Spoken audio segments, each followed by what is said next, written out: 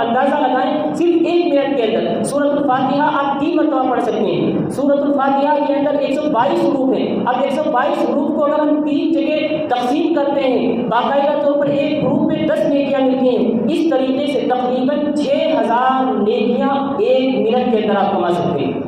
لیکن ہم اور آپ ذرا غور کریں کہ یہ 1 منٹ کیا گھنٹوں بلکہ پورے دن یوں ہی ضائع ہو جاتے ہیں۔ جب سے موبائل آ گیا ہم موبائلوں کے اندر پھنسے رہتے ہیں، واٹس ایپ کے اندر لگے رہتے ہیں، پورا دن یوں ہی گزر جاتا ہے۔ یہ زندگی کے قیمتی لمحات ہمارے یوں ہی ضائع ہو رہے ہیں۔ حضرت عبداللہ بن مسعود رضی اللہ عنہ فرماتے ہیں میں اس شخص پہ بہت ناراض ہو جاتا ہوں جس کو دیکھتا ہوں یوں ہی بیٹھا ہوں، نہ تو دین کا کام کر رہا ہے نہ تو دنیا کا کام کر رہا ہے۔